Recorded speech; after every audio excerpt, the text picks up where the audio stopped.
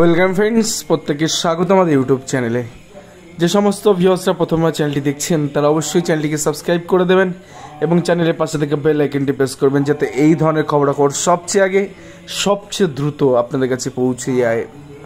তো আপনারা প্রত্যেকে জেনে থাকবেন যে সুপ্রিম কোর্টে সম্প্রতি সময়ে 26,000 স্কুল সার্ভিস কমিশনের যে 4টি সেক্টরে নিয়োগ হয়েছিল 9, 10, 11, 12 গ্রুপ সি এবং গ্রুপ ডি, টোটাল প্রায় 26,000 ইন সার্ভিসদের কিন্তু টার্মিনেশন টেনে দেওয়া হয়েছে বিভিন্ন ইরেগুলারিটিকে দেখিয়ে। এখন বিষয়টা হচ্ছে চাকরি হারিয়ে গেছে, সুপ্রিম কোর্ট চাকরি বাতিল করেছে।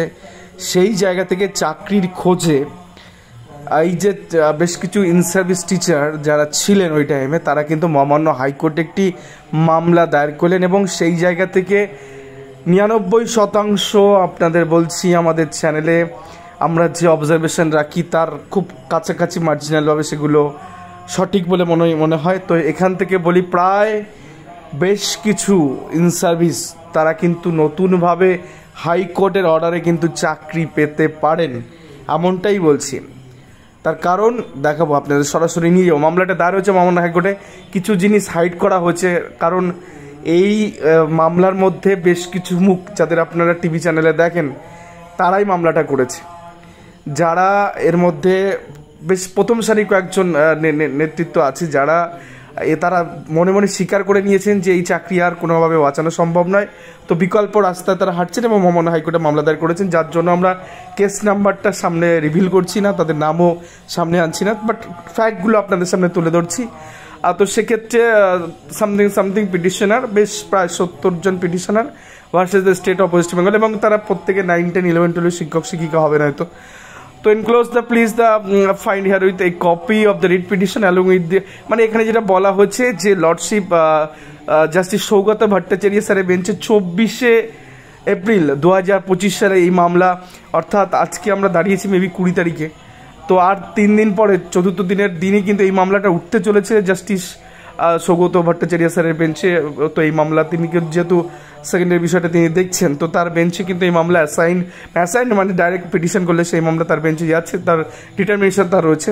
তো এর মধ্যে যেটা বলার, যেটা বক্তব্য অ্যাকচুয়ালি কোন সেক্টরে চাকরিটা হবে, তো সিনপসিসটা তুলে দিয়েছে, পড়ে নেবেন আপনারা। যেখানে যেটা বলতে চাইছে যে that there is an extreme urgency in the moving the instant writ application as the petitioner are duly eligible in service candidate to participate in the upper primary level who have not been allowed to participate in the verification interview and counseling process for enjoying similar scale of pay in service 9, 10, 11, 12 level assistant teacher।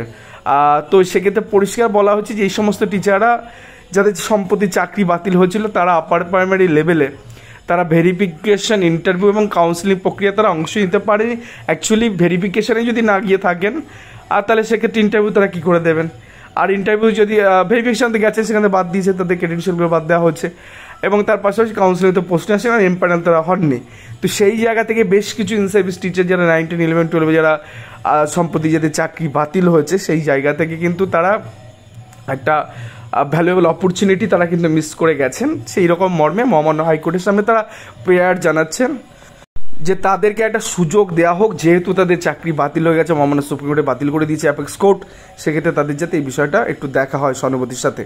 এবং একটা মারাত্মক অভিযোগ তুলেছেন এইখানে 20 নম্বর পয়েন্টে, শুনুন ব্যাপারটা। whether very recently after publication of the 5th phase notification the petitioner came to learn about the very vital fact that similarly circumstance in service teacher 9, 10, 11, 12 level have already been allowed to participate in the recruitment process, অর্থাৎ তাদেরকে allow করা হচ্ছে same, অর্থাৎ এই যে আমাদের মানে better স্কেলের জন্য বসতে পারেন বাট সেম স্কেলে বসে যায় না। তো সেক্ষেত্রে 9, 10, 11, 12 বেশ কিছু প্রার্থীরা তারা বসেছেন পরীক্ষায় এবং এই রিক্রুটমেন্টে, এবং তারা এমপ্যানেল হচ্ছেন in the final panel to bring them under consideration for appointment and few even also have been appointed by issuance of the recommendation and appointment letter, অর্থাৎ তার মধ্যে কিছুজন তারা চাকরির যে রেকমেন্ডেশন লেটার সেটা তারা রিসিভ করেছেন এবং তার বলিয়ান হয়ে তারা কিন্তু অ্যাপয়েন্টমেন্টও রিসিভ করেছেন, এটা তারা বলছেন।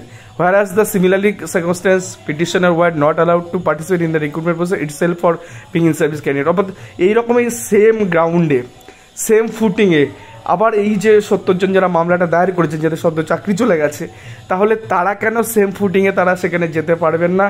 এই জন্যই তারা মামলাটা করেছেন। এবং যেহেতু 5th ফেজের কাউন্সিলিং সম্মত ডেট পড়ে গেছে, তো সেখানে তাদেরকে একটা আলাদা ইন্টারভিউ করিয়ে নিয়ে, তাদেরকে ভেরিফিকেশন করিয়ে নিয়ে, তাদের এমপ্যানেল লিস্ট তৈরি করে তাদেরকে যেন একটা অ্যাকোমোডেশন বা যদি তাদের মেডিটেশন তো তাদের অ্যাকোমোডেশন দেওয়া হোক, এই মর্মে মহামান্য হাইকোর্টে মামলাটা তারা দায়ের করেছেন। এবং সেই জায়গা থেকে এই মামলার যিনি অ্যাডভোকেট আছেন, সব থেকে ক্রুশিয়াল রোল ইনি খেলবেন। তার কারণ হচ্ছে ইনি এমন একজন অ্যাডভোকেট, পুরো আমি তো বলবো হাইকোর্টের অন্তত প্রথম 10 জন অ্যাডভোকেটের মধ্যে ইনি একজন ফাইনেস্ট। তার আর্গুমেন্ট থাকে, তিনি ডকুমেন্টেশন খুব ভালো বোঝেন। সম্প্রতি বেশ কিছু চাকরি তিনি করিয়ে দিয়েছেন মিনস তিনি আর্গুমেন্ট করে তার পিটিশনারদের ফেভারে অর্ডার করিয়েছেন। এবং তার পাশাপাশি এই যে ডিফিকাল্ট গ্রাউন্ডে বিভিন্ন সময়ে ট্রান্সফারগুলো হচ্ছিল না, এই ভদ্রলোকই এই আইনজীবী বা অ্যাডভোকেট তিনি কিন্তু ট্রান্সফার ম্যাটারগুলো কিন্তু করিয়েছেন। আমি প্রশংসা করছি না, আমি বলছি যার হাতে এই ধরনের মামলাগুলো গেছেন খুব ভালো, খুব ভালো। এবং তিনি এই মামলার যা ব্রিফ আমি দেখলাম, তাতে করে এই সমস্ত পিটিশনারদের চাকরি পাওয়ার সম্ভাবনা 99%। যদি না হয় তাহলে আপার প্যানেল আবার ঘাটবে, আর যেটা কিন্তু সুপ্রিম কোর্ট অ্যাপেক্স কোর্ট পর্যন্ত আপার প্যানেল একটা প্রোটেকশন দিয়ে রেখেছে। তো সেই জায়গাতে 5th কাউন্সিলিং এই সমস্ত প্রার্থীরা যারা অলরেডি ইন সার্ভিস ছিলেন, যারা ধরে নিয়েছেন আন্দোলন করে আর কিছু হবে না, তারা কিন্তু প্রথম সারি বেশ কয়েকজন নেতা নেত্রী, আমি তাদের নাম রিভিল করছি না, তারা বিকল্প পথের চাকরির খোঁজে তারা গেছেন। এবং দেখা যাচ্ছে এই মামলায় কী হয়, পরবর্তী আপডেট যখন উঠে আসবে আপনাদের জানাবো। তো এই ছিল আজকে গুরুত্বপূর্ণ আপডেট। ভালো থাকলে অবশ্যই চ্যানেলটিকে একটু সাবস্ক্রাইব করে দেবেন, ভালো লাগলে, আর অবশ্যই চ্যানেলটিকে একটু শেয়ার করতে ভুলবেন না। ধন্যবাদ সকলকে, ভালো থাকবেন, সুস্থ থাকবেন।